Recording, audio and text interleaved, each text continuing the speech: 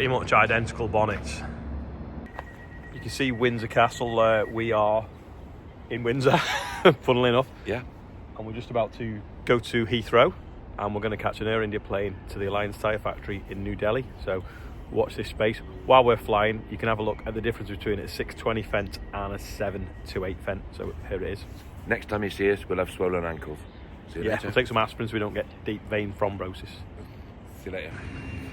Right, so here's a little review of a 620. A bit like the 728, so you can see right through the middle there. The idea of that is it stops the noise. If the bonnet went closer to the cab, one, the cab couldn't move, and two, you would get noise stuck under the bonnet, transferring it into the windscreen. If you look at the windscreen, it's huge, and it's got a little heat shield stuck to it as well. We'll drop this trailer off, and then we'll go and park it next to the 728 and do some measurements. Maybe see which is the quickest off the mark down the road, perhaps, as well.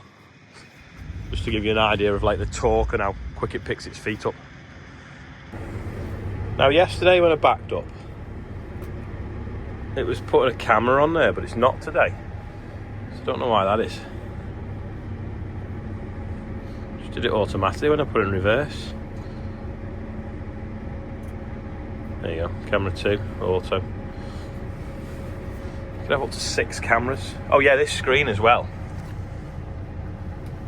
You can click it up there out the way. Do you want to switch off the second display? No. Then it comes back down. You can pull it a bit quicker, or you can just let it come down on its own. That is quite nifty. Anyway, we'll drop this trailer off.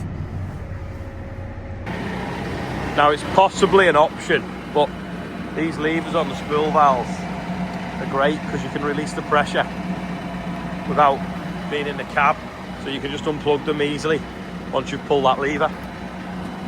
That's something that the others have on them, the 728s, but not a lot of 4-cylinder tractors have that really. It's obviously on air brakes and ABS, which is that far plug there.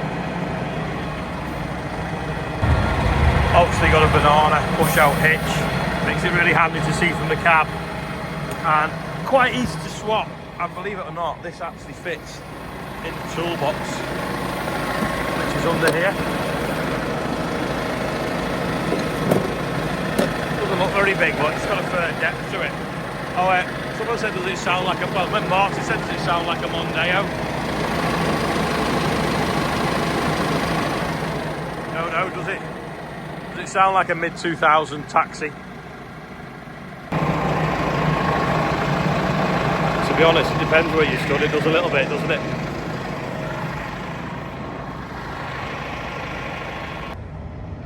Just noticed this. That's a nice touch.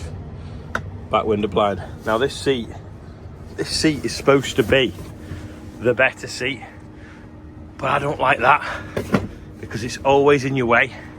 It feels like it's too high this side. And when you lean over, that comes round. Because it comes round, it comes forwards. It's not flat here. We had that last year in a demo 728. And I'll be honest, I hated it when I was on it all day. Even though it's the more expensive option, I don't like it as much. And even to the point last year, I was raking some straw over. And the other tractor come back in the yard and I swapped because it was annoying me reaching over and it moving all the time. Right, we're going to stick it next to 728 and see the difference in length. Oh, we'll weigh it. Let's see what the weight is. 8,900 with me on it. Now, it probably weighs a little bit more because it's got loader brackets on and wheel weight, so you could probably, I don't know, get it down to 8 ton. We'll have a look how big the wheel weights are when we pull in the shed. Yeah, so they're 300 kilos each side, so that's 600 kilograms. And then that is a hunk of a chunk of a loader bracket, that big cast lump. There's probably 200 kilos in each side of them, so probably talking, because you've obviously got that side as well and not the valve block. So there's probably 400 kilos in them brackets, if not getting near half a ton. And then just over half a ton in 2 of them. So it weighed 8,900. You could probably say it It's just under 8 tonne without any load of bracketry or wheel weights. This has obviously got wheel weights, but I think these are bigger than 300. 2. No, well, that's the part number. Oh no, these are only 300 as well. They look well bigger. I don't know, maybe not. This has got 600 kilos on, so we'll weigh this one and we'll park it next to it, and then we'll compare the wheelbase. John's just tidying up that last bit of chip now. I've just brought this 7 to 8 out to weigh it, to see what it weighs compared to the little 620. So I'll show you that tomorrow. That spreader's now looking a lot cleaner. Right, so me and the cab. So obviously got an extra 2 pots on the engine, extra 2 cylinders. 10 tonne 80, so 10 tonne really. What was the other one? 8, 9. So this is only a tonne heavier. You'd expect it to be a lot more than a tonne heavier considering it's on bigger tyres. That's really surprising, but equally if it had half a tonne of loader brackets on, and that would obviously make it a tonne and a half heavier, wouldn't it? So maybe that's what it is. I'll park it in the shed and then we'll compare the length and the wheel base. So I put the mud guards in line, eh? The mud guards are in line, and probably something similar in it. There we go. From the back you can see a little bit of difference in height. It's actually more visible to the eye than on the camera, but it's probably about 8 inches shorter, which is good if you're getting in buildings. Obviously it's on narrower tyres. And then, a bit hard to see from this direction, but this sticks out about another 6 inch maybe. And then the front, where you can't even see the other tractor, it must be, don't know, what would you reckon? 6 inches.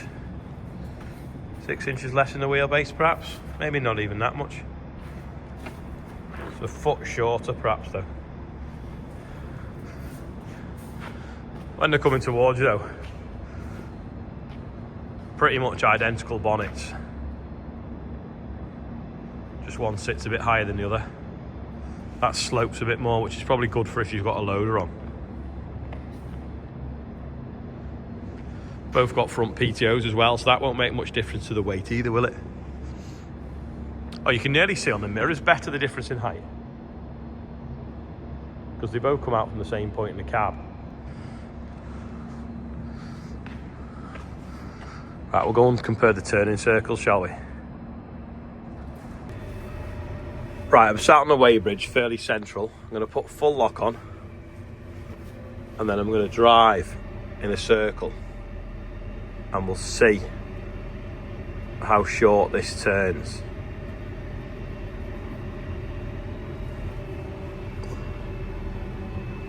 I'm going to put a cone.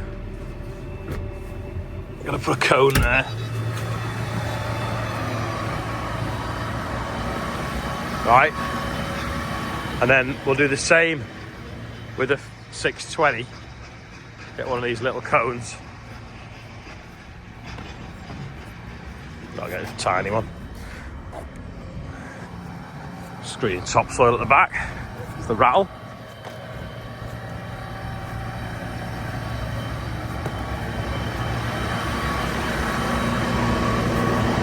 Right. Now, get this 620 and see what that does.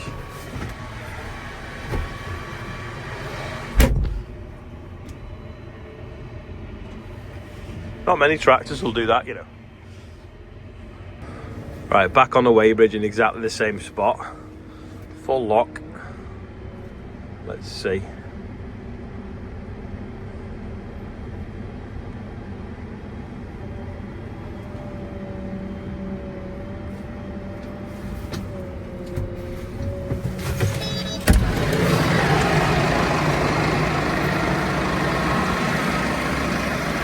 That I'd say identical, because I know there's ever so slightly bigger gap there now, but not by much. But it's a smaller tyre.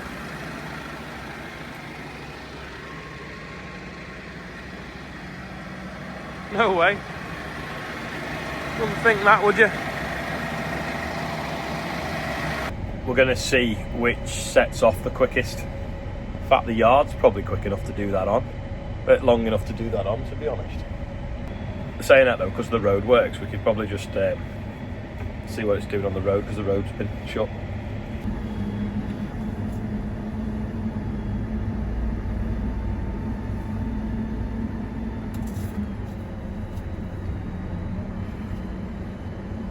Right, John's going to pull alongside, and then Oscar's going to wave us when to go.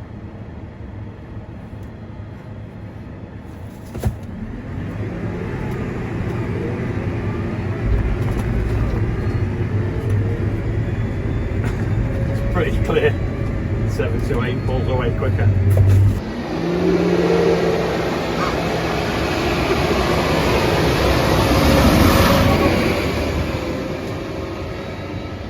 I'm on the 728 now. John was on this before. It's clear that the extra 100 horsepower, it definitely picks its feet up quicker, but that's not surprising because there's not really a lot of difference in weight as to what you'd expect. To have 50% more power, but only, I don't know, 10% less weight, say, or just over. You can see why one accelerates quicker than the other. Phenomenal lock on both tractors. It really does just show how manoeuvrable the 300 horsepower 728 is compared to a 4-cylinder 200 horsepower tractor. You can't say that the 620 steering lock isn't that good. It's just the fact that these defy physics, these 728s, I would say.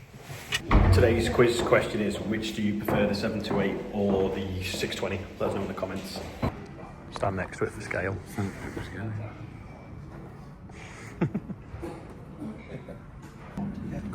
Tri-axle, Canada.